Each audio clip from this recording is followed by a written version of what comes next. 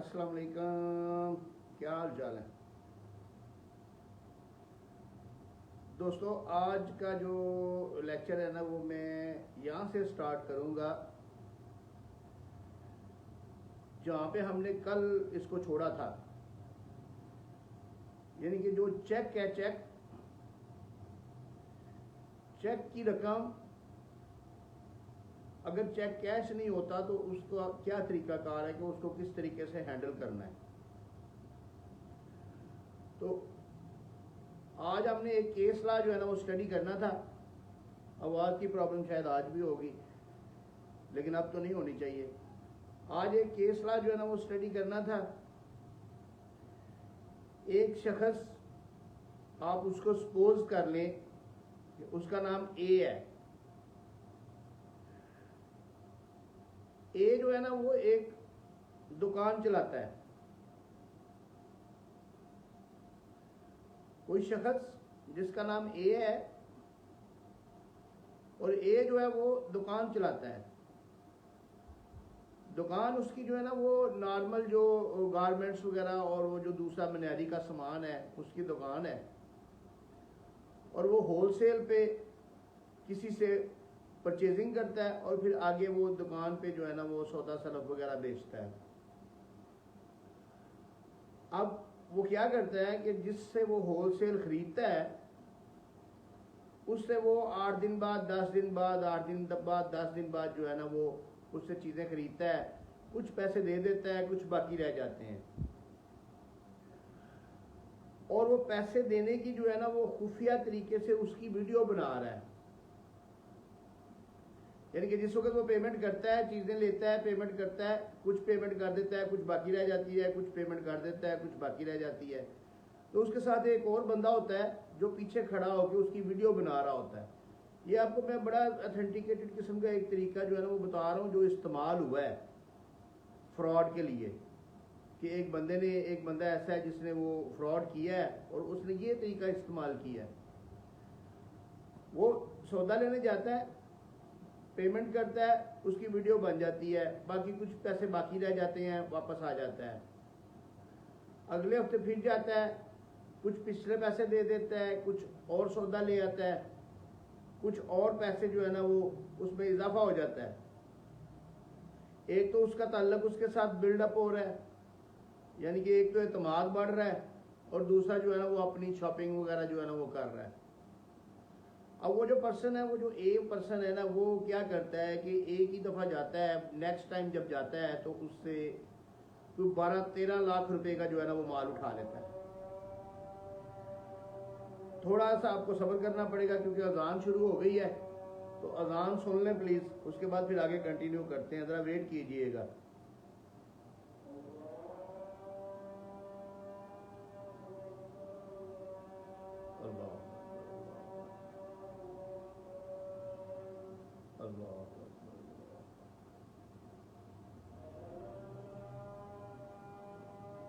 अजान के बाद कंटिन्यू करते हैं, अजान के बाद कंटिन्यू करते हैं।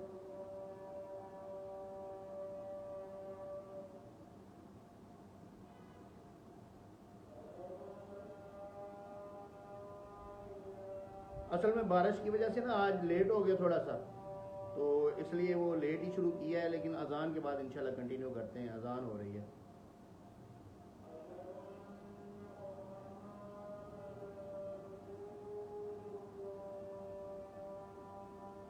अगर तो आवाज़ क्लियर आ रही है तो मुझे ज़रा एक लाइक का बटन प्रेस कर दें कि आवाज़ क्लियर है, मुझे समझ आ जाएगी।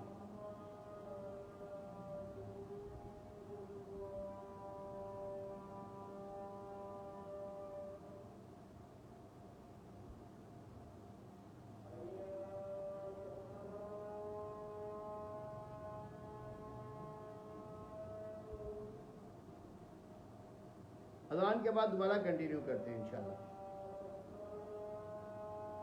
बहुत ज़बरदस्त किस्म का जो है ना वो वाक़या है।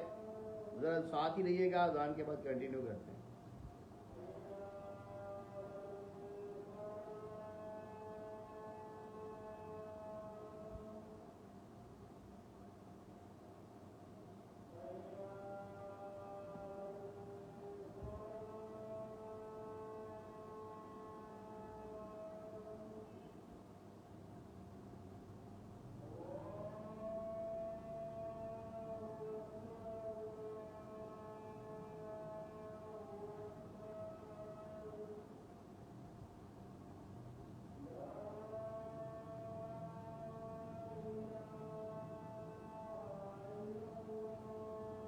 ला इलाहा इल्लल्लाह।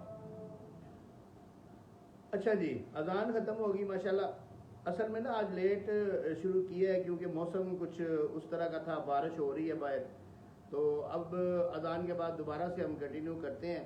मैं थोड़ा सा उसको रिवाइज कर दूं कि एक शख्स जो है ना वो रिटेल का काम करता है और वो होलसेलर के साथ अपनी परचेजिंग कर रहा है, उससे अपना सौदा वगैरह होलसेल उठाता है और उसको पेमेंट कर देता है, और फिर दोबारा अगले वीक फिर जाता है, फिर कुछ पेमेंट कर देता है, कुछ बाकी रह जाता है उसका, यानी कि कंटिन्यू काम चल रहा है उसके साथ। लेकिन वो उसके ज़हन में कुछ नेगेटिविटी है। वो क्या करता है कि वो अपने साथ एक बंदा लेके जाता है, जिस वक्त वो पेमेंट दे रहा होता है उस वक्त साथ में वो उसकी वीडियो बनाना शुरू कर देता है, और पेमेंट देने की, हर दफ़ा पेमेंट देने की वो वीडियो बना लेता है। अब कुछ 3 महीने कबल वो एक काम करता है, वो उससे कोई तकरीबन 12 लाख 12.5 लाख का माल जो है ना वो उससे उठा लेता है, 12-13 लाख का जो है ना वो माल उससे उठा लेता है, और उसको कुछ पैसे दे देता है। पिछला हिसाब किताब करता है तो 11.5 लाख रुपया उसका बकाया बचता है। वो उसको 1 महीने का जो है ना वो चेक दे देता है, 1 महीने का चेक दे देता है। तो अब 1 महीना भी गुजरा नहीं, अभी 10 दिन गुजरे हैं, तो वो उसको लीगल नोटिस, कानूनी नोटिस भिजवाता है कि मैंने तुम्हें चेक बतौर अमानत दिया था, तो तुम मेरा चेक वापस करो। अब वो बंदा परेशान हो जाता है कि इसने चेक मुझे पेमेंट के लिए दिया है, लेकिन अब ये कह रहा है कि मैंने चेक जो तुम्हें वो अमानत के तौर पे दिया है, तो मेरा चेक वापस करो। ये क्या चक्कर है? वो भी अपने वकील से मशवरा करता है, तो उसका वकील उसको कहता है कि ये ड्रामे कर रहा है बंदा, इससे तुम्हें पेमेंट नहीं देनी, तुम इसके जो है ना वो चेक अपने पास रखो, और जिस वक्त डेट आएगी तो चेक कैश करवाने के लिए अकाउंट में जमा करवाना। लेकिन वो बंदा उससे पहले 2 काम करता है। जो वो रिटेलर है ना जिसने चेक दिया है, वो 2 काम करता है।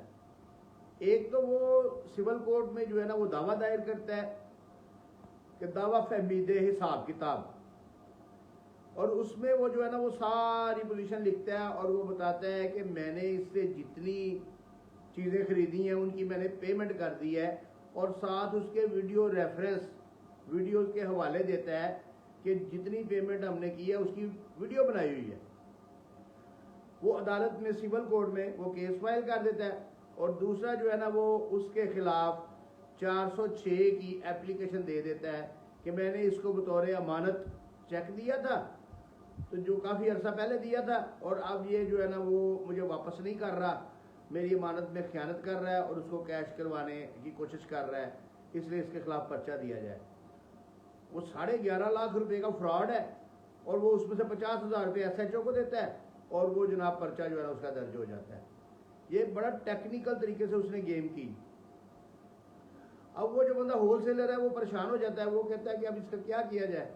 लेकिन वो उस केस में जो 406 की FIR हुई है उसमें बेल करवाता है, इंटरम बेल जो है ना वो अप्लाई कर देता है, और अपनी जो है ना वो चेक उसको जमा करवाता है, जो कि कैश नहीं होता, मीमो लग जाती है। तो वो चेक की 499F की जो है ना वो FIR दर्ज करवाने के लिए, तो वो उसको जो है ना एप्लीकेशन मूव कर देता है DPO को।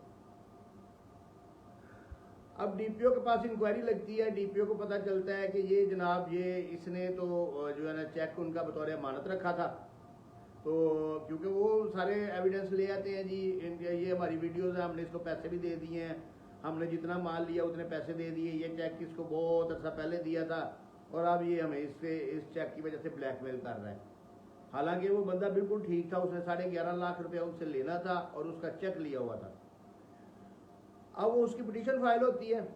पिटीशन के दौरान जब वो दूसरी पार्टी भी सामने आती है तो पता चलता है कि ऑलरेडी ये केस जो है ना वो FIR जो है ना वो दर्ज हो चुकी है।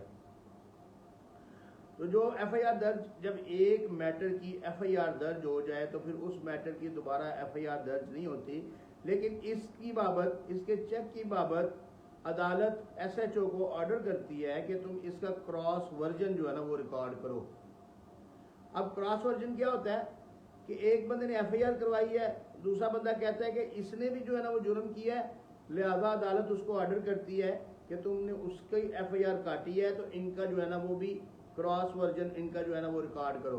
Cross version is equal to FIR, वो भी FIR के बिल्कुल तकरीबन बराबर होता है, क्योंकि उसकी भी वही हैसियत होती है। अब इसका क्रॉस वर्जन जो है ना वो रिकॉर्ड हो जाता है, वो लिखा जाता है वहाँ पे, वो ज़िमनी तैयार हो जाती है, वो लिखी जाती है। उसके बाद पुलिस जो है ना इन्वेस्टिगेट करती है, तफ्तीश करती है।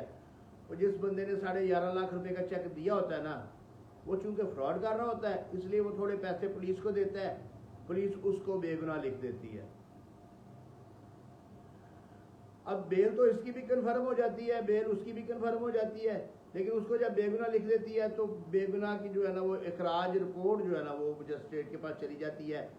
अब मजिस्ट्रेट ने आगे ट्रायल शुरू करना है।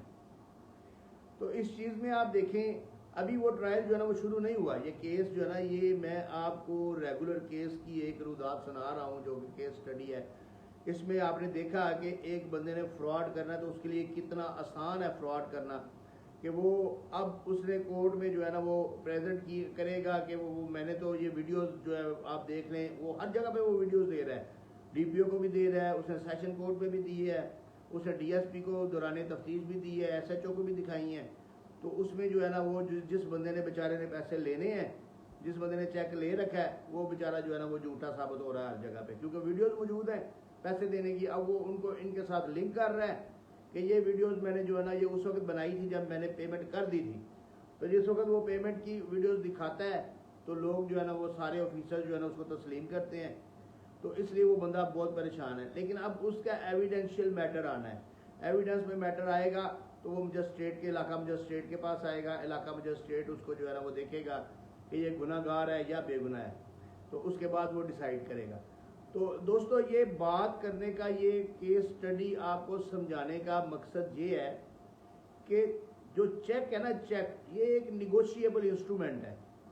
इसके ऊपर अगर तो आपने चेक दिया हुआ है और आपने पैसे देने हैं, तो अल्लाह को हाजिर नाज़र जान के अपने ज़मीर के मुताबिक फ़ैसला करें और उस बंदे से रिक्वेस्ट करें, अगर आपके पास पैसे नहीं है, कि मुझे कुछ टाइम दे दो, मैं तुम्हें अरेंज करके दे दूंगा, और आप नियत करें कि आपने उसकी पेमेंट करनी है।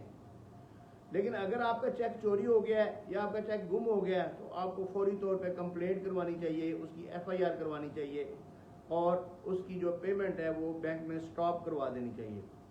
और अगर आपने कोई चेक ले लिया है किसी से पेमेंट के लिए, तो आप उसको जो है ना प्रॉपर तरीके से उससे प्रोसिक्यूट करें, उसकी मेमो लगवाएं, उसके बाद बाई ए बाई बी करके उसका पर्चा करवाएं, उसकी एफआईआर करवाएं, फिर ऑर्डर 37 का केस फाइल करके दावा करके उसकी रिकवरी सूट फाइल करें और वो डिग्री करवा के उसकी को प्रॉपर्टी अटैच करवाएं। या फिर उसको अपने जो बंदे कोई अपने अजीज़ व अकारब जो है ना वो उसकी तरफ भेजें कि वो आपको जो है ना सुलह सफाई से जो है ना वो पेमेंट कर दे। क्योंकि दोस्तों, लड़ाई झगड़े में कोई फ़ायदा नहीं है, और कोर्ट कचहरी में जाने का तो मैं आपको बताऊं कि किसी किस्म का कोई फ़ायदा नहीं है।